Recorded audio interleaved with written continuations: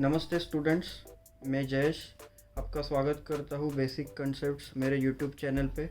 मैं इस चैनल में 7th से लेके 10th तक जो भी सारे साइंस और मैथ्स के बेसिक कॉन्सेप्ट्स यूज़ होते हैं उसके बारे में वीडियोस डालता हूँ।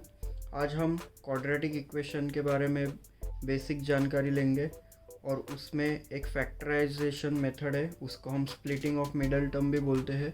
वो कैसे सॉल्व करते हैं वो आज देखेंगे। तो चलिए शुरू करते हैं। सबसे पहले क्वाड्रेटिक का मतलब होता है equation of second degree.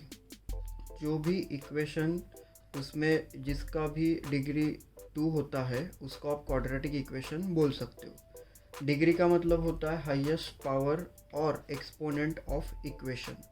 For example, अभी यहाँ पे आप देख रहे हैं 2x² - 3x + 1 = 0।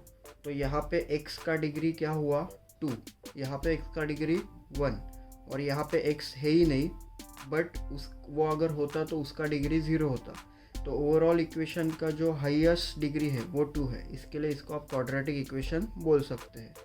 सेकेंड में भी आप देख सकते हो कि यहाँ पे x का डिग्री 2 है, तो ये भी ओवरऑल क्वाड्रेटिक इक्वेशन हो गया। और थर्ड भी x का डिग्री 2 है, तो ये भी आप क्वाड्रेटिक इक्वेशन बोल सकते हो।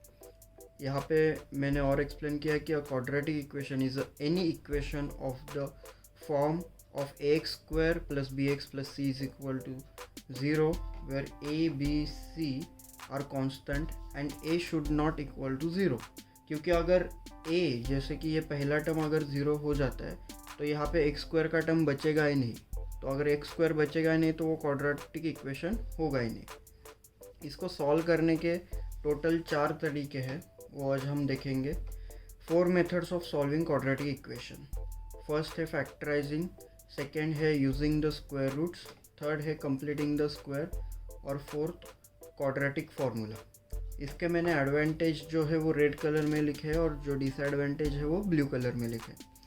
तो फैक्टराइजिंग का एडवांटेज क्या है, ये बहुत फास्ट है और ईजीएस्ट है। और डिसएडवांटेज है कि ऑलवेज जो इक्वेशन है वो फैक्टरेबल नहीं होता। सेकेंड है यूजिंग द स्क्वायर रूट। तो जो इक्वेशन है वो हमेशा आप उसका स्क्वायर रूट नहीं निकाल सकते।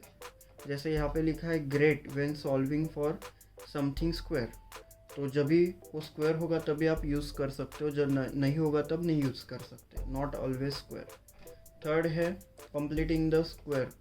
तो ये भी आप हमेशा यूज़ कर सकते हो, बट कभी कभी सॉल्व करते टाइम इतना वो डिफ़िकल्ट हो जाता है, तो ये उसका डिसएडवांटेज हुआ। क्वाड्रेटिक फार्मूला भी आप हमेशा यूज़ कर सकते हो, बट इसके 2 डिसएडवांटेज है कि फार्मूला बाय हार्ट करना पड़ता है और कभी कभी इक्वेशन बहुत ही डिफ़िकल्ट हो जाते हैं।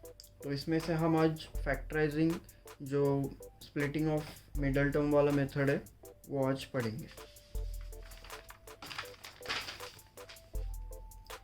तो factorising splitting of middle term में 3 स्टेप्स है।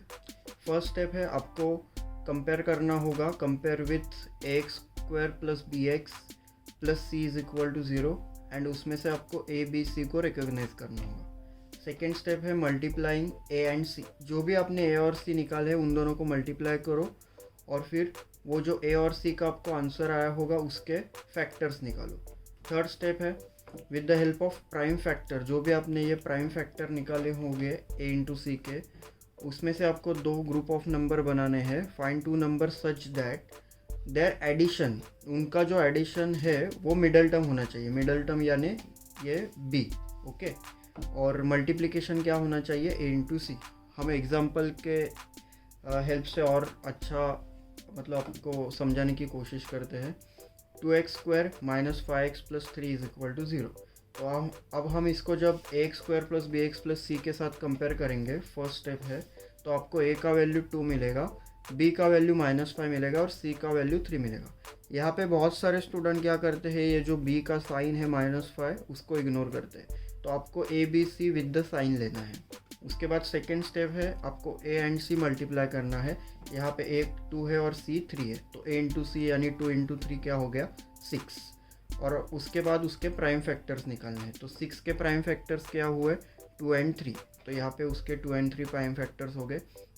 अभी थर्ड स्टेप क्या है, आपको ये जो प्राइम फैक्टर मिले हैं उसके हेल्प से जो मिडल टर्म है, यहाँ पे हमारा मिडल टर्म क्या है, -5, तो मल्टीप्लिकेशन उसका 6 आना चाहिए और एडिशन आना चाहिए -5। तो 3 और 2 में हम उनका साइन चेंज कर सकते हैं, मतलब -2 -3 ले सकते हैं, +2 -3 ले सकते हैं। हम लोग को ऐसा कॉम्बिनेशन लेना होगा जिससे हमारा मल्टीप्लिकेशन +6 आए बट एडिशन -5 आए। तो ऐसा कॉम्बिनेशन कौन सा है, -3 और -2। यहाँ पे मैंने लिखा है -3 -2 -5 होता है और -3 × -2 +6 होता है। तो ये जो मिडल टर्म है -5x, उसको हम -3 और -2 इन दो पार्ट्स में उसको डिवाइड करेंगे। तो 2x² -3x -2x + 3, ये जो -3x से -2x वो -5x के हमने दो पार्ट कर दिए।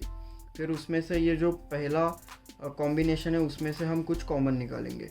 तो जो भी कॉमन आते हैं टर्म्स, यहाँ पे इन दोनों में से x कॉमन आता है, अंदर बचेगा 2x -3 और इन दोनों में से -1 कॉमन आता है। जब भी आप माइनस कुछ कॉमन लोगे बाहर, तो अंदर जो भी टर्म है उसका साइन चेंज करोगे। जैसे कि यहाँ पे 2 का साइन क्या था, माइनस, तो उसका साइन क्या हो गया, प्लस। यहाँ पे 3 का साइन क्या था, प्लस, तो उसका साइन क्या हो गया, माइनस। और हमेशा याद रखो ये जो ब्रैकेट में जो दो टर्म आएंगे वो हमेशा सेम आने चाहिए। अगर वो दोनों सेम नहीं आ रहे, इसका मतलब आपने कहाँ पे तो कॉमन निकालने में गलती किया होगा। उसके बाद जो 2 बार कॉमन टर्म निकाले हैं वो एक बार लिखेंगे और जो बचा हुआ x-1 है वो साइड में लिखेंगे। फिर उसके बाद दोनों =0 थे, इसके लिए 2x -3 =0 और x-1 =0। फिर -3 वहाँ पे जाके प्लस होगा और 2 नीचे आएगा और -1 वहाँ पे जाके +1 होगा। Hence x = 3/2 and x = 1 are the roots of the equation। और एक एग्जांपल देखेंगे, 2x² + 11x - 21 = 0। फर्स्ट स्टेप है ax² + bx + c के साथ कंपेयर करेंगे। a हमें 2 मिला, b 11 मिला और c -21 मिला। सेकेंड स्टेप है a × c मल्टीप्लाई करेंगे, a 2 है, c -21 है। तो a × c जब करेंगे तो हमें 2 × -21 -42 मिलेगा। फिर ये माइनस की साइन फैक्टराइजेशन के टाइम नहीं लेने की, विदाउट माइनस साइन आप उसके फैक्टर निकालोगे तो आपको फैक्टर्स आएंगे 2, 3 और 7। फिर इन फैक्टर की मदद से आपको ऐसे दो नंबर ढूंढने हैं जिसका एडिशन मिडल टर्म है। मिडल टर्म में क्या है, 11। तो इसके क्या क्या ग्रुप बन सकते हैं वो सारे पॉसिबिलिटीज़ मैंने यहाँ पे लिखे हैं। तो 2 और ये 7 × 3 21, तो 2 × 21 पहला ग्रुप बन रहा है। दूसरा क्या बन रहा है, 2 × 3 × 7, तो 6 × 7। और तीसरा ग्रुप 7 × 2 7 14 और × 3, तो 14 × 3 ये तीसरा ग्रुप बन रहा है। तो अभी इसमें से आपको ऐसा ग्रुप चुनना है जिसके आपको मल्टीप्लिकेशन -42 आए और एडिशन 11 आए। तो पहला देखते हैं, अगर 21 और 2 लिया तो 42 हम मल्टीप्लिकेशन तो ला सकते हैं, बट 11 एडिशन सब्ट्रैक्शन करके 11 आ ही नहीं सकता। तो first is not possible. Second में भी अगर आप इसको ऐड सब्ट्रैक्ट करें तो भी 11 पॉसिबल नहीं होगा।